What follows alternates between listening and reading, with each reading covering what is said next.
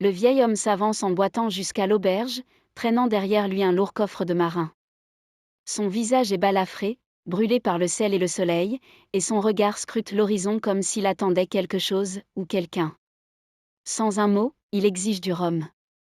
Puis il s'installe. Et dès cet instant, l'air lui-même semble devenir plus lourd, comme si un danger invisible venait d'entrer avec lui. Ce qui commence ici, dans cette paisible auberge battue par les vents, va entraîner un jeune garçon bien au-delà de tout ce qu'il pouvait imaginer, jusqu'à une île perdue, des trésors enfouis, et des hommes prêts à tuer pour s'en emparer. Bienvenue sur Plume Courte. Jim Hawkins vit avec sa mère dans l'auberge de l'amiral Benbow, sur la côte anglaise. Leur vie est simple, rythmée par les passages des rares voyageurs. Mais depuis l'arrivée de cet étrange marin, que tous appellent le capitaine, quelque chose a changé. L'homme passe ses journées à observer la mer, buvant sans relâche, et terrorisant les clients avec ses colères soudaines. Pourtant, il paie bien. Alors on le tolère. Un jour, un autre marin arrive. Il est aveugle, mais sa présence glace le sang. Il demande à voir le capitaine. Jim assiste à la scène. L'aveugle tend un petit objet au capitaine, un simple morceau de papier noir. À peine l'a-t-il reçu que le vieux marin est pris de panique. Il comprend. Le temps est écoulé. Pris d'une terreur incontrôlable, il s'effondre peu après, frappé d'une crise fatale. Jim et sa mère se retrouvent seuls avec le corps. Mais ils savent que d'autres viendront. Ils décident d'ouvrir le coffre du capitaine pour récupérer ce qui leur est dû. À l'intérieur, ils découvrent des pièces d'or, et surtout, un paquet mystérieux que Jim emporte avec lui. Ils n'ont que quelques minutes d'avance. Très vite, des pirates arrivent. Menés par l'aveugle, ils fouillent l'auberge, retournent tout, mais ils arrivent trop tard. Le paquet a disparu. Furieux, ils s'éparpillent dans la nuit, tandis que Jim et sa mère, cachés, retiennent leur souffle. Le lendemain, Jim montre le contenu du paquet au docteur Livesey et au chevalier Trelawney. À l'intérieur se trouve une carte. Une carte d'île.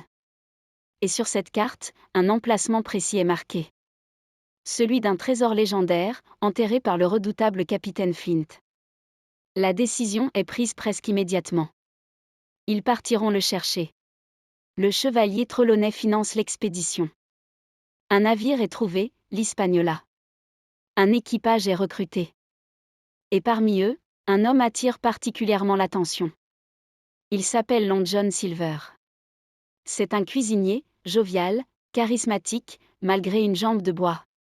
Très vite, il gagne la confiance de Jim. Le voyage commence. Au début, tout semble se dérouler sans problème. Mais peu à peu, Jim remarque des choses étranges. Des regards, des chuchotements. Un malaise diffus. Jusqu'au jour où, caché dans un tonneau de pommes, il entend une conversation qui va tout changer. Long John Silver est un pirate. Et pas n'importe lequel. Il a autrefois servi sous les ordres de Flint. Et la moitié de l'équipage est avec lui. Leur plan est simple. Attendre que le trésor soit trouvé, puis se retourner contre les hommes honnêtes pour s'en emparer. Jim comprend alors qu'ils sont en grand danger. Il rapporte tout au docteur Livesey et au capitaine Smollett. Un plan est élaboré. Il faut rester prudent. Ne rien laisser paraître. L'Hispaniola arrive enfin en vue de l'île. Un lieu sauvage, couvert de végétation, lourd de mystères. Mais aussi chargé de menaces. Rapidement, les tensions éclatent. Une partie de l'équipage descend à terre, et la mutinerie commence. Jim, pris dans le chaos, se retrouve séparé des siens. Errant seul sur l'île, il fait une rencontre inattendue. Un homme étrange, presque sauvage, surgit devant lui. Il s'appelle Ben Gunn. Abandonné sur l'île depuis des années, il survit comme il peut. Mais il connaît un secret. Il a trouvé le trésor. Pendant ce temps, les hommes loyaux se retranchent dans une vieille fortification en bois. Les pirates les attaquent. Les coups de feu éclatent. Les pertes sont lourdes des deux côtés. Jim, courageux malgré son jeune âge, décide d'agir. Il retourne seul vers la côte, retrouve l'Hispaniola, et réussit, au prix d'un effort incroyable, à couper le navire de l'emprise des pirates. Il le met en sécurité. Mais lorsqu'il revient vers la fortification, il tombe entre les mains de Long John Silver.